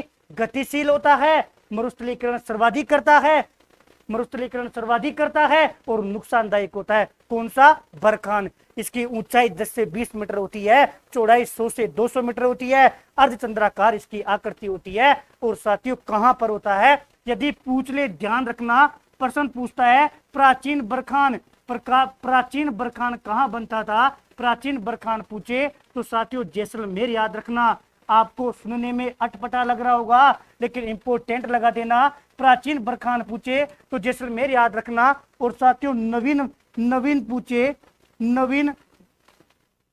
नवीन बरखान पूछे, या केवल और केवल ऐसे पूछे सर्वाधिक बरखान कहाँ बनता है?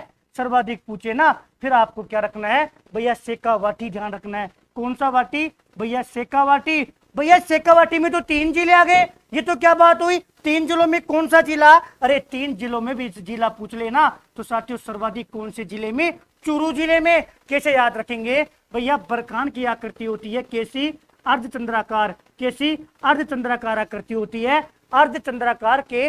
जैसे ध्यान रखना चूरू में, लेकिन प्राचीन बरखान पूछे ना तो जैसलमेर ही याद रखना। ये नई बात होगी, याद रखना। प्राचीन बरखान पूछे तो जैसलमेर, नवीन बरखान पूछे या फिर प्राचीन नहीं देकर पूछे तो फिर शेखावाटी। और बताओ शेखावाटी में भी कौन सा? चूरू। मारे कोनी खतरनाक बरखान आपके नहीं है जी, चूरू में है, सीकर में नहीं है ना।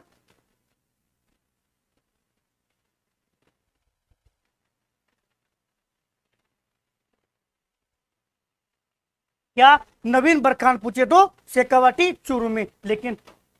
लेकिन एक बात ध्यान रखना, वो पूछता है कि बरखान के लिए क्या है साथियों? एक गांव प्रसिद्ध है। क्या है? गांव प्रसिद्ध है, इंपॉर्टेंट बात है। और उस गांव का नाम बताओ, ध्यान रखना। क्या भैया? पालेरी गांव। कौन सा गांव? पालेरी गांव या भैया भालेरी गांव, एक ही बात है। पालेरी पूछे या भालेरी पूछे, कहां पर पड़ता है? चूरू में पड़ता है। कहां पे पड़ता है? चूरू में पड़ता है।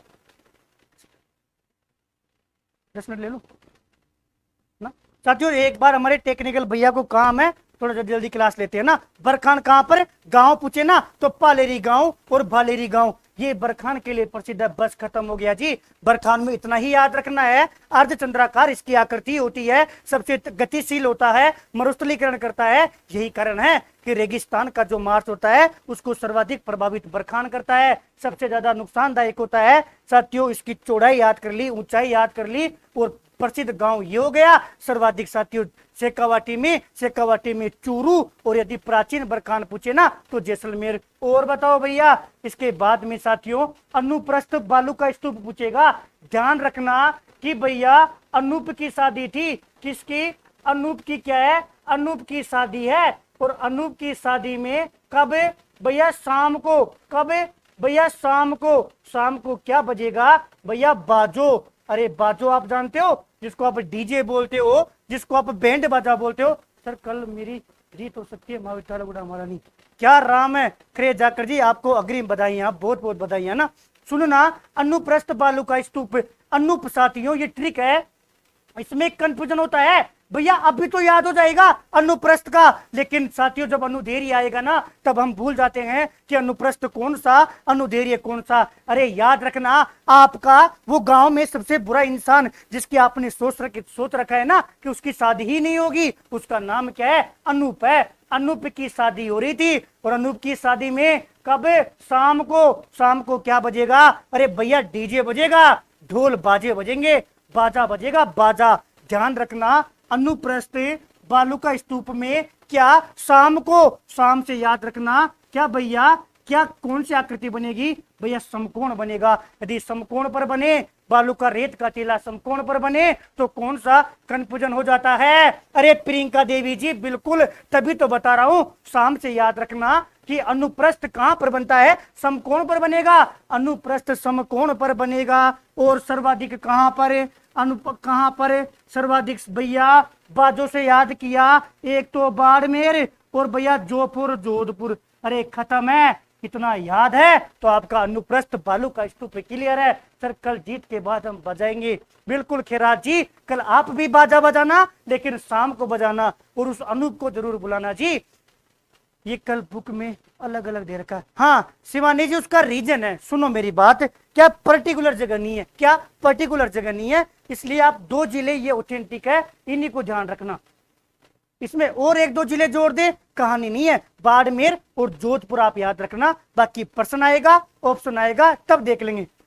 कोई है तो नहीं अनूप भाई? अरे लाखन जी है, अनुप्रस्थ हो गया ना, फटाफट देखिए अगला साथियों, अनुधेर्य। अरे भैया अनुधेर्य बोलो, रेखीय बोलो, पौन अनुवृत्ति बोलो। अब इसमें कुछ रहा ही नहीं। क्या देखो भैया, यदि वो क्या बन गया भैया, वो बन गया समकोण पर ये बनता है समानांतर। एक बात तो ये ध्यान रखना। और भैया सर्वाधिक ऊंचा होता है। क्या सर्वाधिक ऊंचे बनते हैं? सर्वाधिक ऊंचे बनते हैं कौन से? अनुदैर्घ्य। इनकी जो ऊंचाई होती है ना वो 60 मीटर तक होती है। इसलिए पूछे ना कौन सा बालू का स्तूप का प्रकार है जो सबसे ऊंचा बनता है? अनुदैर्घ्य, ध्यान रखना। और भैया सर्वाधिक कहां पर बनेगा? भैया जैसलमेर में। जिसको जो अलग बनेगा ना उसकी मैं ट्रिक बता दूंगा। कैसे? बरखान की ट्रिक तो नहीं बताई, झूठ बोल रहे हो भैया। अरे हाँ झूठ नहीं बोल रहा, झूठ नहीं बोल रहा। क्यों? देखो मेरी बात सुनो जी। बरखान का कैसे याद किया भैया? अर्धचंद्राकार। कैसे याद कर लिया? सर्वाधिक चूरू में। और भैया फिर अनुप्रस्थ का तो उसकी ट्रिक बता दी, बाजो। और फिर भैया अनुदैर्घ्य का इसकी कोई ट्रिक नहीं है। तो फिर जैसलमेर। आपको लगे ना जो चीज याद नहीं है फिर क्या बताओगे कि सीधा जैसलमेर बता देना। अनुदैर्घ्य का जैसलमेर हो गया। इसमें केवल एक बात काम की है, कौन सी भैया? ये वाली याद रखना। सर्वाधिक ऊंचे बनते हैं कौन से? अनुदैर्घ्य बोलो, रेखीय बोले, पौनानुवृत्ति बोलो। और सुनो पूछना, तारानुमा बालू का स्तूप। यहां पर रीट 2023 लगा देना, बहुत इंपॉर्टेंट है साथियों। सुनना, तारानुमा बालू का स्तूप क्या बनते हैं भैया? रेतीला मरुस्थल होता है, रेतीला मरुस्थल में बनता है साथियों। जब हवा चलती है, पवन चलती है, बार बार अपनी दिशा बदलती है ना, मतलब अनियमित हवाओं की वजह से बनता है। किससे? अनियमित हवाओं की वजह से बनता है। जब पवन हवाएं बार बार अपनी दिशा बदलती है तो साथियों तारानुमा बालू का स्तूप बनता है। इसकी आकृति कैसे होगी? क्या भैया आप क्या बता रहे हो? तो इसका नाम ही बता रहा है, तारा बनाना ही नहीं आता। देखो जी तारानुमा होती है। कैसी होती है? तारानुमा होती है। और मैं कहूं भैया 3 बिंदु वाला ही क्यों बनाया है? 3 भुजा वाला ही पूछता है। तारा बनाने के लिए कम से कम 3 भुजा चाहिए और ज्यादा से ज्यादा साथियों 3 से अधिक चाहिए। ध्यान रखना, तारानुमा बालू के स्तूप के लिए 3 भुजा, कम से कम 3 भुजा या 3 से ज्यादा, है ना? बिल्कुल बिल्कुल 3 से ज्यादा। अब बात भैया हमें तो ये बताओ कि ये सर्वाधिक कहां पर होता है? तारानुमा। ध्यान रखना गुरुजी, क्या सभी गुरुजियों को बता रहा हूं सर्वाधिक कहां पर होता है। देखो भैया एक तो होता है जैसलमेर में, एक तो होता है भैया जैसलमेर में। और जैसलमेर में भी भैया अगर पर्टिकुलर जगह पूछे तो ध्यान रखना पीएम। क्या याद रखोगे? पीएम में। जैसलमेर में जगह पड़ती है पी और एम, वहां पर। और एक भैया सूरतगढ़। कहां पर? सूरतगढ़। सूरतगढ़ भैया, सूरतगढ़ कहां पड़ता है? यदि डेली अखबार पढ़ते हो ना तो कल परसों आपने पढ़ा होगा कि ओबीसी आरक्षण के लिए गंगानगर सूरतगढ़ में ओबीसी युवा इकट्ठे हुए थे, जो कि अखबार में अच्छी न्यूज थी। मतलब सूरतगढ़ कहां पड़ता है भैया? भैया गंगानगर में। देखो जी देखो देखो, एक डायरेक्ट जिला पूछे तो जैसलमेर और गंगानगर, जैसे सूरतगढ़ पूछ लिया वैसे जैसलमेर में जगह पूछे तो पीएम से याद रखना। क्या याद रखोगे? पी फोर तो पोखरण और एम फोर मोहनगढ़। क्या? पी फोर तो भैया पोखरण, पी फोर तो भैया पोखरण में, और भैया एम फोर याद किया मोहनगढ़। एम फोर क्या याद किया? मोहनगढ़। याद हो गया, इंपोर्टेंट लगा लिया। तारानुमा बालू का स्तूप सर्वाधिक जैसलमेर और गंगानगर में बनता है।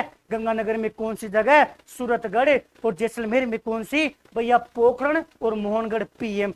सुनो जी, बरखान का अर्धचंद्राकार के जैसे याद कर लिया, चूरू, अनूप से याद कर लिया बाजो और बच गया उसको जैसलमेर। 4 नंबर को याद कर लिया कि भैया जैसलमेर और सूरतगढ़। सूरतगढ़ में कौन सा? गंगानगर। जैसलमेर में पीएम, पी से भैया पोखरण, एम से भैया मोहनगढ़ और इंपोर्टेंट लगा दिया। यही याद रखना है तारानुमा बालू का स्तूप में। साथियों 5वें नंबर का आता है पैराबोलिक बालू का स्तूप। इसमें क्या क्या याद रखना है सुनना जी। ये साथियों आपका जो बरखान बनता था ना, तो उस बरखान का विपरीत बनता है। पहली बात तो ये याद रखना कि भैया जो बरखान बनता है उसका विपरीत बनता है। और दूसरी बात याद रखना कि जो महिलाएं होती है,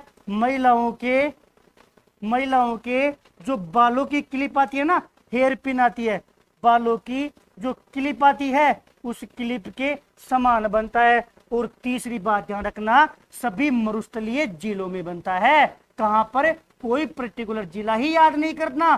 कितना बढ़िया है, कितना चौका है कि सभी मरुस्थलीय जिलों में बनता है। किसमें? सभी मरुस्थलीय जिलों में बनता है। कौन सा? पैराबोलिक।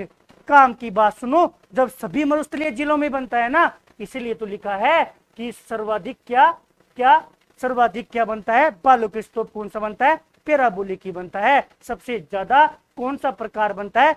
पैराबोलिक बालू का स्तूप का ही बनता है, मतलब सर्वाधिक बनता है ना।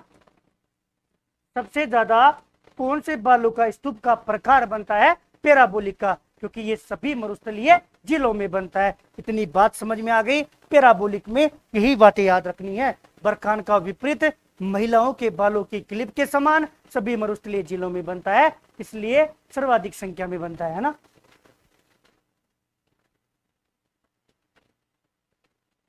क्या बातें कर रहे हो रे? सुनो जी सुनो साथियों, एक बनता है सीप। साथियों जो आप बरखान पढ़ रहे हो ना, उसी को क्या बोलते हैं? सीप बोलते हैं। बरखान की एक भुजा को आगे बढ़ा देना, एक भुजा को आगे बढ़ाने पर, बरखान की एक भुजा को आगे बढ़ाने पर जो आकृति बनती है उसको सीप कहते हैं। लेकिन साथियों ध्यान रखना, 2 चीज आती है भैया। सीप भी बरखान से बनता है और खुद बरखान। फिर हमें कैसे पता पड़े कि बरखान और सीप में अंतर बताओ? साथियों सीधा सा ध्यान रखना, क्या इसको एक ट्रिक से याद रखना, किससे? सीधे से याद रखना। जो सीप है ना, वो तो क्या होता है भैया? अनुदैर्घ्य टाइप का होता है। सीप क्या होता है? धैर्य होता है। सीधे से याद रखना, सीप तो अनुदैर्घ्य टाइप का होता है और जो बरखान होता है वो अनुप्रस्थ होता है। नोट्स में ऐसे कैसे दे रखा है, केवल हल्का सा याद रखना। सीप क्या होता है भैया? बरखान की एक भुजा को आगे बढ़ा देना तो सीप बन जाएगा। फिर दोनों में अंतर कैसे समझे? अरे ये अनुदैर्घ्य होता है ना, उस टाइप का होता है, और ये अनुप्रस्थ टाइप का होता है। मेरे हिसाब से समझ में आ गया होगा सीप क्या होता है और बरखान क्या होता है। और सुनो साथियों, एक होता है श्रभ का पीस। साथियों श्रभ का पीस क्या होता है? जो छोटी झाड़ियां और जो वनस्पति आता है ना, उसके आसपास बनता है। कौन सा? श्रभ का पीस। क्या लिखोगे? देखो भैया, छोटी झाड़ियों व जो वनस्पति होता है, वनस्पति के आसपास बनता है। वनस्पति के आसपास बनता है। वनस्पति के आसपास जो बनेगा उसको तो बोलते हैं श्रभ का पीस। और साथियों एक और होता है, उसको बोलते हैं नेब का। और नेब का क्या होता है? नेब का भैया जो झाड़ियों के पीछे बनता है। किसके? जो झाड़ियों के पीछे बनेगा उसको क्या बोलेंगे? नेब का बोलेंगे। और इसमें ये लिख लेना कि सामान्यतः, कहां पर? सामान्यतः जो खेत की मेड़ होती है ना, खेत की जो मेड़ होती है, खेत की मेड़ों पर बनता है। खेत की मेड़ों पर बनता है। ये वाली बात और याद रख लेना कि खेत की मेड़ों पर बनता है। छोटी छोटी बात है। हेमंत सेन जी 5 मिनट की क्लास हो रहा है, फिर ये रह जाएगा ना। 2 बिंदु हो रहे हैं। नेब का हो गया और साथियों एक धोरे हो गए। बताना धोरे क्या होते हैं भैया? लहरदार बालू का स्तूप। क्या? लहरदार भैया, लहरदार बालू का जो स्तूप होते हैं, कौन से? लहरदार बालू का स्तूप होते हैं, उनको तो धोरे बोलते हैं। और सबसे ज्यादा कहाँ बनते हैं भैया? जैसलमेर में बनते हैं। कहाँ बनते हैं? जैसलमेर में बनते हैं। धोरे में 2 बातें याद रखना, कौन सी? सर्वाधिक जैसलमेर में बनते हैं और लहरदार बालू का स्तूप होते हैं। और भैया दरियन पूछे ना साथियों, दरियन को इंपोर्टेंट लगा लेना, एग्जाम में पूछा गया है। दरियन में पूछना भैया बर्मनशील, भैया बर्मनशील बोलो, भैया गतिशील बोलो, भैया बर्मनशील बोलो, भैया गतिशील बोलो, और भैया स्थानांतरित बोलो। स्थानांतरित जो बालू का स्तूप होते हैं उनको क्या बोलते हैं? दरियन बोलते हैं। कैसे? सुनना भैया, ये रेत का टीला बना, हवाई, थोड़ी देर में तो यह बना हुआ था, थोड़ी देर में यहां जाकर बन गया, फिर थोड़ी देर में यह बन गया। घुमंतु, अरे घुमंतु बालू का स्तूप को दरियन बोलते हैं। जबकि दोहरे किसको बोलेंगे?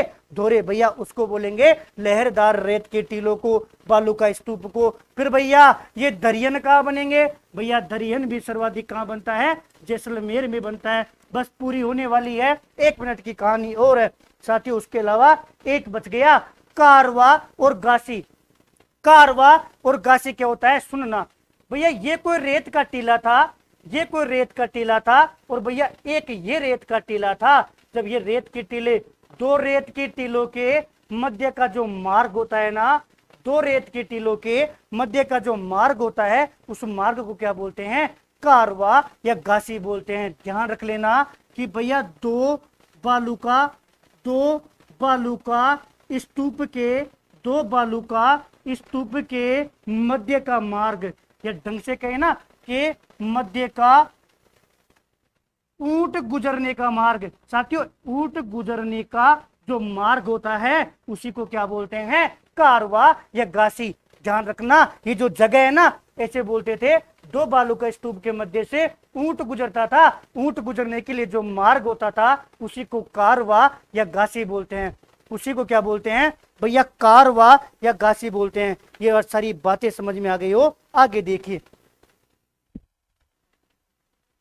एक रह गया साथियों नेटवर्क बालू का स्तूप। ये कहां से बनता है? भैया हनुमानगढ़ से इसार भिवानी। कहां? इसार भिवानी हरियाणा।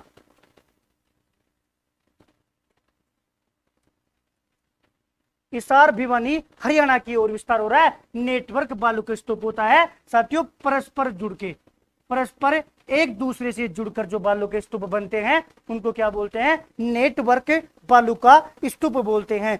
जो जिनका विस्तार कहां से हो रहा है? भैया हनुमानगढ़ से इसार भिवानी जगह पड़ती है हरियाणा में, उस ओर इसका क्या होता है? क्या होता है? विस्तार होता है। साथियों आज हमने शुष्क, आज की हमारी क्लास में क्या शुष्क मरुस्थलीय प्रदेश पूरा हो गया, शुष्क मरुस्थलीय प्रदेश पूरा हो गया। अब हमारा मरुस्थलीय प्रदेश के लिए केवल और केवल एक चीज रहा है, क्या भैया? अर्ध शुष्क मरुस्थलीय प्रदेश, अर्ध शुष्क मरुस्थलीय प्रदेश रहा है। साथियों एक जरूरी सूचना देनी है कि कल साथियों जो मेरा दोस्त खत्म हो गया था उसकी टीए की बैठक है, इसलिए कल क्लास नहीं होगी। साथियों कल के लिए माफी चाहता हूं, केवल कल क्लास नहीं होगी। आप लोग ये मत बोलना कि भैया फिर छुट्टी कर रहे हो। साथियों केवल और केवल कल क्लास नहीं होगी, मतलब 27 तारीख को साथियों। इसके लिए मैं माफी चाहता हूं कि मैं एक बार फिर आपका फ्लो बना है, उस फ्लो को तोड़ रहा हूं साथियों। कल आपको अच्छे से टेस्ट देना है साथियों। आपको पता है मैंने कल भी क्लास ली थी, शायद कल क्लास नहीं लेता यदि मैंने पहले छुट्टी नहीं करता। सर एक बार कमेंट दिखा दो, है ना? जो साथी रेगुलर पढ़ रहे हैं साथियों, इससे बेहतर काम नहीं होगा। कल वहां पर बांदीकुई जाके आऊंगा, वापस नहीं आ पाऊंगा समय पर, मुझे पता है साथियों। कल के दिन मैंने मेरे जीवन के 2 बेहतरीन लोगों को खोया है। आपको लग रहा होगा एक को नहीं साथियों, 2 लोगों को खोया है। कल मैंने मेरे जीवन में 2 लोगों को खोया है, इसलिए साथियों दोनों जगह जाऊंगा, वापस नहीं आ पाऊंगा, है ना? मैं पूरी कोशिश करूंगा। आप नोट्स अपडेट करते रहो टाइम टू टाइम और साथियों पढ़ते रहो। इसलिए अभी से मैं बता रहा हूं क्योंकि आप ही हो, आप 76 देख रहे हो साथियों। मेरे जो बाद में क्लास देखते हैं ना, मैं उनकी बात ये नहीं है कि वो हमारे साथ तैयारी नहीं कर रहे, लेकिन मैं आप लोगों के इसलिए बोल रहा हूँ, आप ही वो एक्टिव हो जो मेरे साथ जग कर मेहनत कर रहे हो। आराम से पढ़ो, सुनो। के आरजी देख रहे हो, के आरजी को मैं बता दूं कि आप क्या करना, कल 12 बजे के आसपास वो पीडीएफ डाल देना, वो पीडीएफ डाल देना जो मैंने आपको भेजी है। सारी पीडीएफ आप ग्रुप पर डाल देना और जो आपका टेस्ट है वो सभी को टेस्ट देना है। इस बार जो टेस्ट देगा वही आगे से टेस्ट दे पाएगा। आप लापरवाह करोगे साथियों, दुख मेरे को भी होता है, मैं भी तो आपके साथ तैयारी कर रहा हूं, है ना। आराम से तैयारी करो। बिल्कुल साथियों, आज के मैटर में जहां भी डाउट लगे कि भैया यहां पर हमारे समझ में नहीं आया, आप कमेंट कर देना, मैं आपका देखकर कल अगले जो परसों के दिन क्लास होगी उसमें अपडेट करवा दूंगा।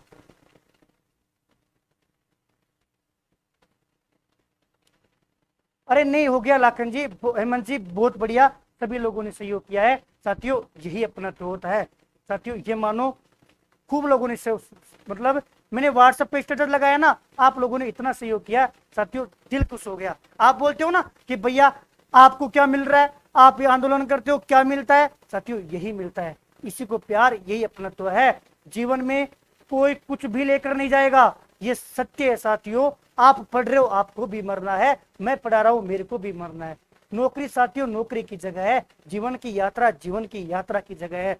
लेकिन साथियों तभी बोलते हैं जीवन में किसी से नाराज मत हो, आपको जिस किसी से नफरत हो ना, बात मत करो, उसके सामने मत जाओ, लेकिन साथियों ना तो उसको कभी बुरा बोलो ना उससे, साथियों ऐसा कुछ भी मत करो जिससे कभी वो खत्म हो जावे, उसकी लाइफ में बुरा दिन आ जाए तो आपको वो फील हो। हमेशा जिससे आपकी नहीं बनती उसके हाथ जोड़ दो कि भाई तू तेरे मैं मेरे, अकेले रहो साथियों। कहते हैं ना पैर में यदि जंजीर है, जंजीर नहीं काटी जाती, अपने पैर को काट लो, लेकिन आजाद रहो, मुस्कुराते रहो, अकेले रहो, लेकिन साथियों किसी का दिल मत दुखाओ, है ना। इस क्लास को और ढंग से पढ़ते रहो। हमने मरुस्थल चालू किया था, मरुस्थल में सूक्ष्म पूरा हो गया, अर्ध सूक्ष्म को पढ़ लेंगे और वो साथियों जो एक्स्ट्रा शब्दावली है उसको पढ़ लेंगे। आप सभी साथियों को बहुत बहुत धन्यवाद। जब तक आप हो जब तक मैं आपकी हेल्प करता रहूंगा, आप नो टेंशन रहो। भूगोल के ऐसे नोट्स बनाएंगे मिलजुल कर। आप बताओ अभी सर्किट में नहीं करवाता, हमारी रीना बहन ने बोला मैंने सर्किट करवा दिया। आप मेरा साथ दो बराबर से, आप भी किताबें पढ़ रहे हो लेकिन टेस्ट जरूर दो साथियों। टेस्ट नहीं देते हो तो दुख होता है, एक एक का नाम पता है, क्योंकि जो टेस्ट देगा उसी का तो पता पड़ेगा कि हमारे परिवार में से कितने का सिलेक्शन हुआ। बिल्कुल किसी को बुरा मत बोलो, एक चीज ध्यान रखो, आपको कोई बुरा बोल रहा है उससे बोल दो भाई तू तेरे मैं मेरे, अपने हिसाब से तैयारी करो। बिल्कुल सब चीजें छोड़कर केवल पढ़ाई करो साथियों। ये मानो कि सामने वाला भी अमर नहीं है, हम भी अमर नहीं है, किराए का घर है, कुछ दिन रहना है, हंसते हंसते रहते हैं साथियों। धन्यवाद सभी साथियों को, राधे राधे, जय श्री कृष्ण।